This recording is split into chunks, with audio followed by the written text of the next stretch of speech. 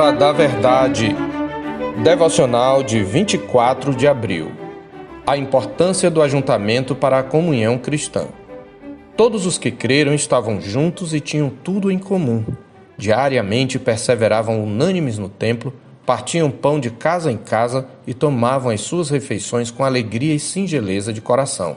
Atos 2, 44 e 46. Na devocional anterior, refletimos sobre o retrato da comunhão cristã em Atos 4:32 como um modelo para a igreja em todos os tempos. Vimos o ambiente de profunda comunhão que permeava aquela igreja. Observamos que, em decorrência da ação do Espírito Santo por meio da oração e da palavra, havia abundante graça em todos eles. No texto da nossa meditação, nós vemos o primeiro retrato feito por Lucas dessa mesma comunidade. E o que fica claro para nós é que a experiência da comunhão era vivenciada especialmente no ajuntamento presencial em torno da palavra, da oração e dos sacramentos, ou seja, em torno do culto comunitário. As referências ao ajuntamento no mesmo lugar não são acidentais. Esta é uma das ênfases de Lucas ao descrever a vida da igreja. E além de enfatizar o ajuntamento presencial, a expressão perseveravam unânimes enfatiza a participação massiva dos crentes nas reuniões. Já no primeiro capítulo, por exemplo, Lucas destaca que este foi o modo como a comunidade inaugural esperou o derramamento do Espírito prometido por Jesus. Ele relata: então voltaram para Jerusalém, do monte chamado Olival, que dista daquela cidade tanto como a jornada de um sábado. Ali entraram, subiram para o cenáculo, onde se reuniam Pedro, João, Tiago, André, Filipe, Tomé, Bartolomeu, Mateus, Tiago, filho de Alfeu, Simão o Zelote e Judas, filho de Tiago. Todos estes perseveravam unânimes em oração com as mulheres, com Maria, mãe de Jesus, e com os irmãos dele. Atos 1, de 12 a 14. Logo no versículo seguinte, Lucas nos informa que a assembleia se compunha de cerca de 120 pessoas. Ele destaca também que o Espírito Santo desceu sobre a igreja quando estavam todos reunidos no mesmo lugar, em Atos 2:1. E conforme o texto da nossa meditação, mesmo após o número de convertidos ter subido para quase 3.000 pessoas, eles perseveravam unânimes no templo, local que escolheram provavelmente pela capacidade de lotação. Eles também se reuniam nas casas para celebrar a morte do Senhor por meio da ceia. Todos os que creram estavam juntos, ressalta Lucas no verso 44. Há outros trechos em que ele retrata a igreja reunida, como, por exemplo, quando os apóstolos foram soltos de sua primeira prisão e procuraram a igreja. Eles oraram ao Senhor e, tendo eles orado, tremeu o lugar onde estavam reunidos.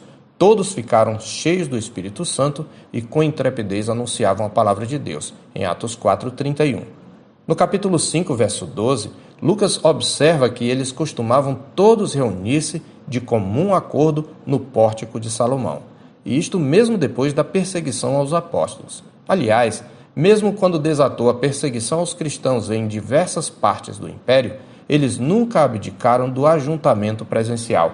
Sabemos que muitos cristãos se reuniam em catacumbas para fugir à perseguição, mas sempre se reuniam. Esses fatos se constituem uma poderosa mensagem nestes tempos em que se discute a importância do ajuntamento solene.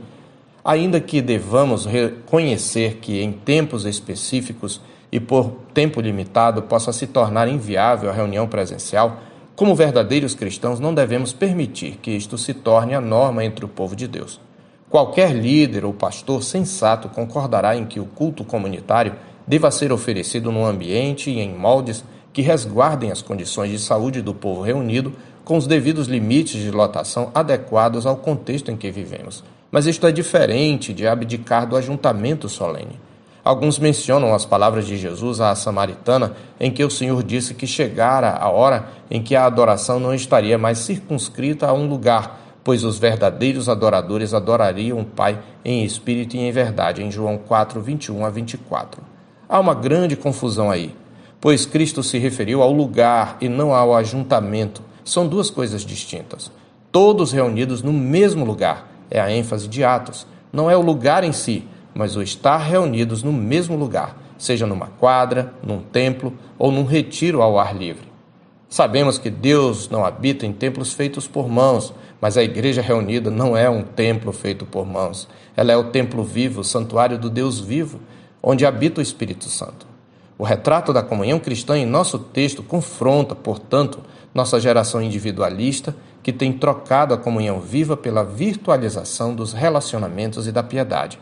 Muitos têm se esquecido da verdade que está encerrada no Salmo 133. Oh, como é bom e agradável viverem unidos os irmãos!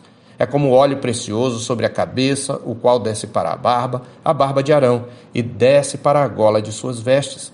É como o orvalho do Hermon, que desce sobre os montes de Sião. A expressão viverem unidos refere-se especialmente ao ajuntamento da congregação de Israel no sábado para adorar o Senhor, fato que na nova aliança se aplica ao dia do Senhor. E como se conclui o Salmo? Observe o que afirma Deus em sua palavra.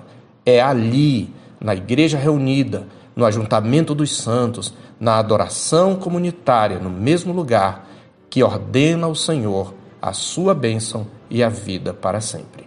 Eu sou o pastor Marcos Augusto, pastor da Terceira Igreja Presbiteriana de Boa Vista, em Roraima. Tenha um bom dia na paz do Senhor Jesus.